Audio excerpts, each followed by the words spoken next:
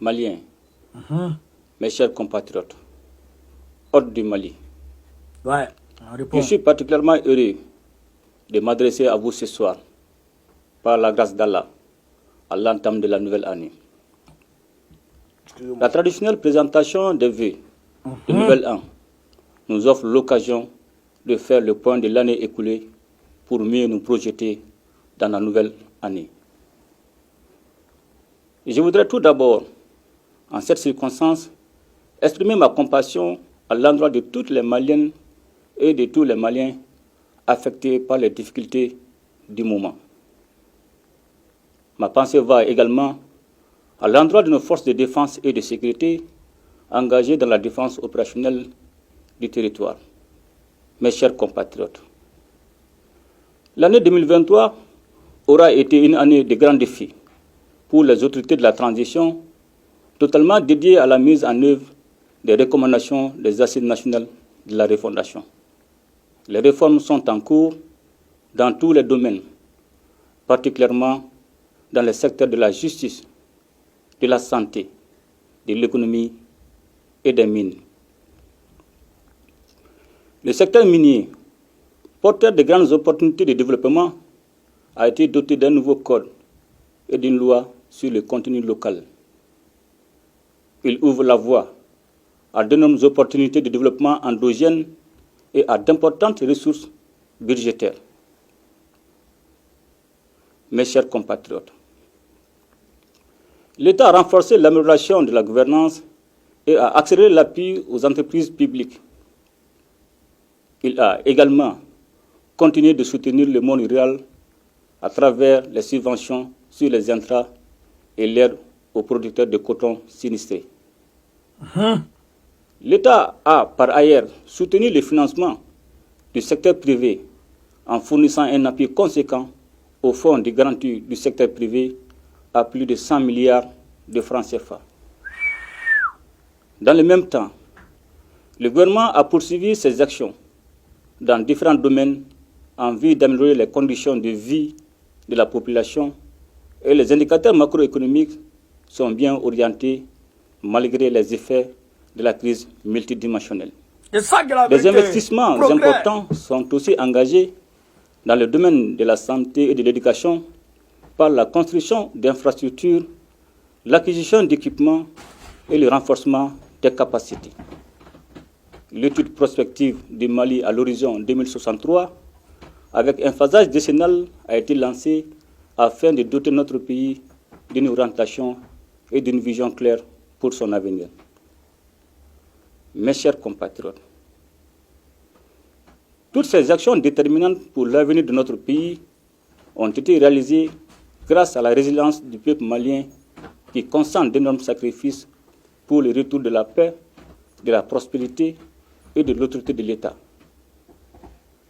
Dans le cadre de la pacification durable du climat social, le gouvernement et les partenaires sociaux ont signé le pacte de stabilité sociale et de croissance dont l'incidence financière est évaluée à plus de 105 milliards de francs CFA. Ah ouais. Ce pacte intègre l'ensemble des réformes administratives, juridiques et institutionnelles contenues dans les recommandations de la conférence sociale. Il est important de noter que le climat social s'est considérablement apaisé depuis la signature du pacte. Cet apaisement est à l'actif des partenaires sociaux, dont il convient de saluer le sens élevé du patriotisme. Les États généraux de la jeunesse qui se sont déroulés du 1er au 22 décembre 2023 ont constitué un moment de retrouvailles et de ferveur qui a permis de faire l'état des lieux des défis de la jeunesse malienne autour de l'essentiel et ont fait des propositions de solutions.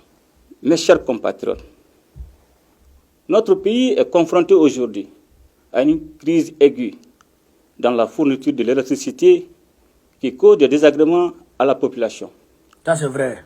Il faut cependant rappeler que cette situation est consécutive à plusieurs années de mauvaise gestion et de manque de vision pour le développement de ce secteur stratégique. C'est sa gravité. Conscient de l'impérieuse nécessité d'atténuer les souffrances des populations, et de trouver des solutions pérennes à cette crise, les autorités de la transition ont initié des actions sur le court, moyen et long terme. Ces actions ont concerné l'accélération du renforcement des équipements de production et de transport, le financement d'opérations immédiates, les réformes et l'amélioration de la gouvernance du secteur de l'énergie.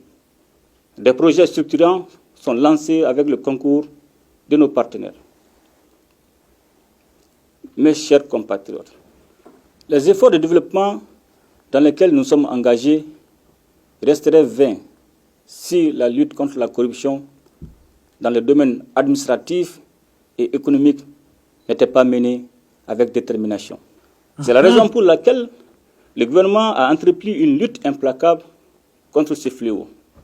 Des actions sont ainsi en cours pour que toutes les personnes impliquées dans les actions de corruption répondent devant les instances judiciaires. C'est ça qui est la vérité. Mes chers compatriotes, là. la question sécuritaire et la reconquête de l'intégrité territoriale de notre pays ont été et demeurent au cœur des préoccupations du peuple malien. Et je voudrais ici saluer l'engagement et la détermination des femmes dans la conduite de l'opération Doukou-Koloko, conformément à la résolution 2690 de l'ONU, ainsi que le soutien multiforme dont elles ont bénéficié auprès du peuple malien.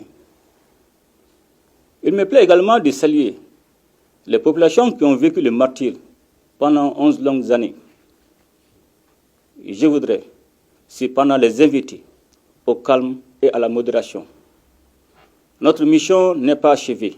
Non. Je rappelle qu'elle consiste à recouvrer et à sécuriser l'intégrité du territoire sans exclusive aucune. C'est ça qui est la vérité. C'est aussi l'occasion pour moi de présenter mes condoléances et former les vœux de prompt rétablissement aux victimes civiles et militaires de la tragédie qui a été imposée à notre peuple. Wallahi. Mes chers compatriotes, il convient de rappeler que l'opération Doukou-Koloko avait pour seul objectif le redéploiement des forces armées sur toute l'étendue du territoire national, suite au retrait de la MINUSMA. J'invite la population à se donner la main et à éviter les amalgames susceptibles de compromettre le vivre ensemble. Donnez-vous En la vue main. de recréer des conditions de vie normales, le retour de l'État et des services sociaux de base se poursuit. Mes chers compatriotes, l'unité nationale et le vivre ensemble constituent le socle sur lequel nous devrions bâtir toutes les actions pérennes de développement. Nous sommes à une étape charnière de la marche de notre pays vers la paix, la sécurité et le développement. C'est pourquoi, capitalisant les avancées réalisées dans le cadre du processus de paix et tirant les enseignements des défis qui demeurent, j'ai pris l'option de privilégier l'appropriation nationale du processus de paix en donnant toutes ses chances à un dialogue direct intermalien pour la paix et la réconciliation, afin d'éliminer les racines des conflits communautaires et intercommunautaires. Cette décision que nous avions déjà partagée avec les différents acteurs nationaux et internationaux concernés dès l'entame du retrait de la MINUSMA exige de nous, Maliennes et Maliens, que nous nous donnions la main afin de réconcilier notre pays et assurer la cohésion nationale. C'est ça qui est la vérité. À présent, je tiens à souligner que l'unicité, la laïcité de l'État et l'intégrité du territoire ne feront pas partie des sujets de discussion. Ah ouais. Il s'agit en effet de créer les conditions pour que chaque Malienne et chaque Malien puisse s'épanouir dans un environnement marqué par la confiance retrouvée entre les communautés sous la protection de l'État. Un comité chargé de piloter ce dialogue sera mis en place dans un délai d'1 mois et devra déposer son rapport au plus tard en février. Cependant, la lutte contre les groupes armés terroristes se poursuivra jusqu'à la pacification totale du pays. Sur aucune portion du territoire national, il ne devrait y avoir de la place pour ceux qui ont décidé d'attenter à nos terres et à la vie de nos populations.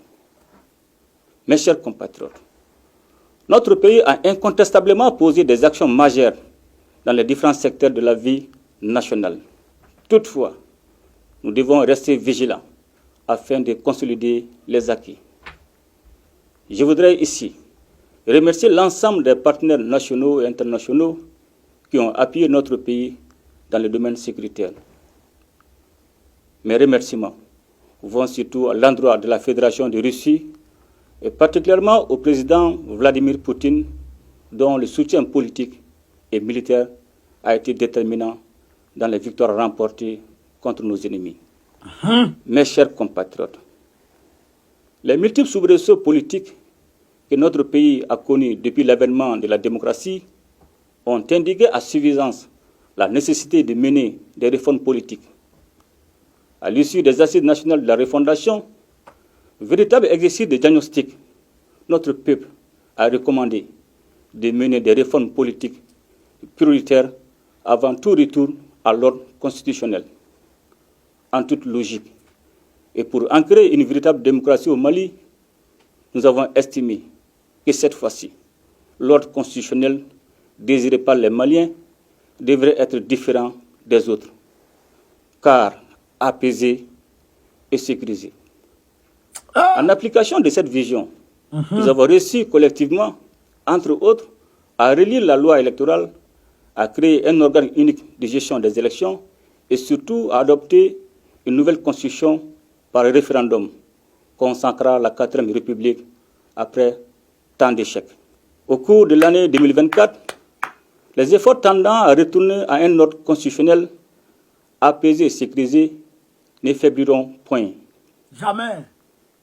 Mes chers compatriotes, dans le cadre du renforcement des relations de fraternité, d'amitié et de solidarité entre les pays confrontés aux mêmes défis, nous avons, en concertation avec les autorités du Burkina Faso et de la République du Niger, décidé de créer le 16 septembre 2023 l'Alliance des États du Sahel. Fondée sur une architecture de défense collective et d'assistance mutuelle, l'AES est désormais une alliance qui vise, d'une part, une intégration politique renforcée, centrée sur l'intégration des peuples, et d'autre part, aspire à créer les conditions nécessaires à un développement socio-économique, financier, harmonieux des 3 États liés par des relations historiques et stratégiques. Grâce à l'AES, nous œuvrons à réaffirmer notre souveraineté et à redonner un sens aux valeurs de solidarité et de fraternité si chères à nos populations. Mes chers compatriotes, c'est dans ce nouveau contexte que nous allons nous atteler à renforcer notre État pour qu'il remplisse ses missions régaliennes au bénéfice de tous afin d'édifier une société juste et équitable, avec plus d'inclusion sociale et de protection des plus vulnérables. Pour ce faire, nous devrions demeurer attachés aux valeurs cardinales de notre société qui sont, entre autres, la bravoure, l'abnégation au travail, le respect du bien public et la solidarité. Mes chers compatriotes, c'est ensemble que nous allons construire un Mali courant, c'est-à-dire un Mali prospère et uni dans sa diversité. C'est ensemble que nous serons plus forts pour vaincre l'adversité, pour agir efficacement sur notre présent et déterminer en toute souveraineté notre avenir et celui de nos enfants. C'est donc plein de confiance dans les résolutions que nous avons prises ensemble pour la nouvelle année qu'à chacune et à chacun de vous, j'adresse mes vœux de bonne santé, de succès et de bonheur. Merci, Assimi Goïta. Bonne et heureuse année 2024 dans un Mali pacifié, stable et prospère. Qu'Allah bénisse le Mali et protège les Maliens. Je vous remercie. Frère, ça, c'est le meilleur discours d'Assimi Goïta de tous les temps. Parti. Mais est-ce que vous avez bien suivi, chers camarades, peu d'Afrique? L'accord d'Alger se déplace maintenant pour venir à Bamako. L'accord d'Alger déménage d'Alger pour venir à Bamako. Ça devient accord de Bamako maintenant. Ça devient un accord national. Tous les Wéré, Algérie n'est plus dedans. L'ONU n'est plus dedans. Personne n'est dedans encore. Maintenant, c'est entre Maliens. Ils vont nous avoir parlé. Une décision historique.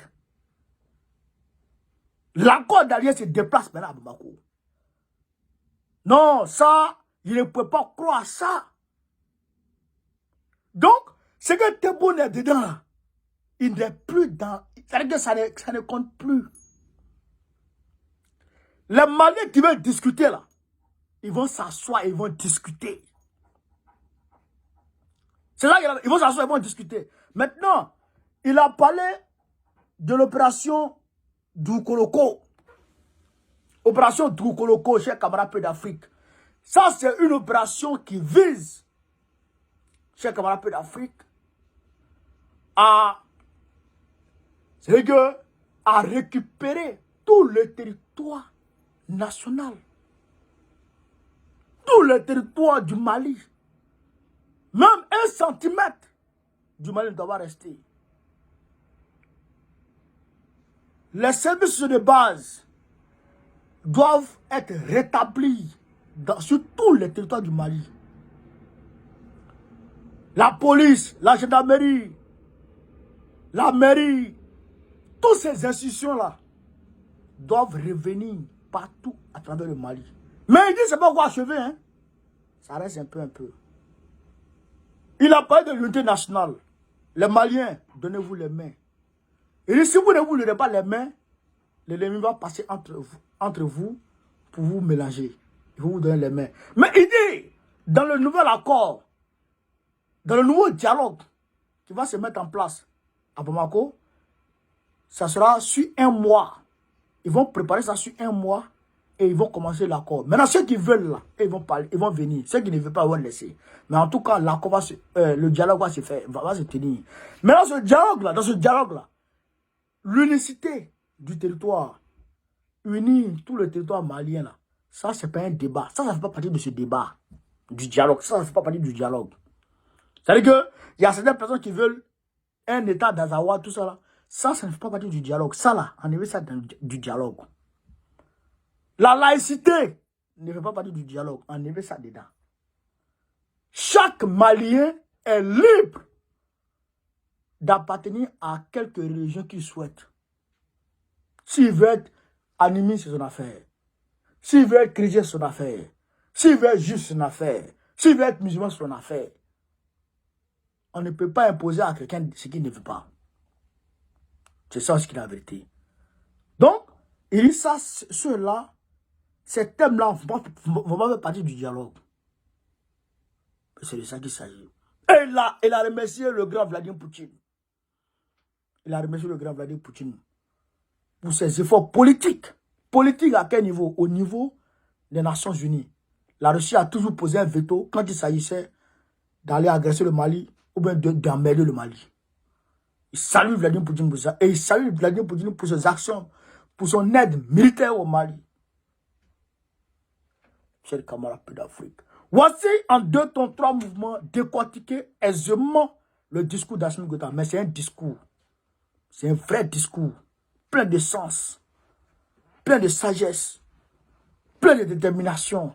Quand il est dans ses yeux, tu sais que lui, il va aller loin. Il n'est pas comme Draman. Qui parle et puis la RTI se cale un peu. Et après quelques minutes, ça reprend. Quelques secondes, ça reprend. Il n'est pas comme Draman. Tellement il ment. Les appareils même disent, oh, tiens, tu mens trop. Bah. Ils ont calé. Après quelques secondes, ils ont repris encore. Ouais. Celui qui veut voir, vous pouvez voir en haut, sur ma vidéo. En bas, il y a fait une vidéo, ma première vidéo là, vous allez voir ça. Bonne et heureuse année à tous les Maliens, à tous les Africains et à tout le monde entier. Vive l'Afrique libre, vive le panafricanisme, vive tous les présidents panafricains. Babo, président de Gouadeloupe 2025, Inch'Allah. Partagez la vidéo chez Gamapé l'Afrique. Merci beaucoup.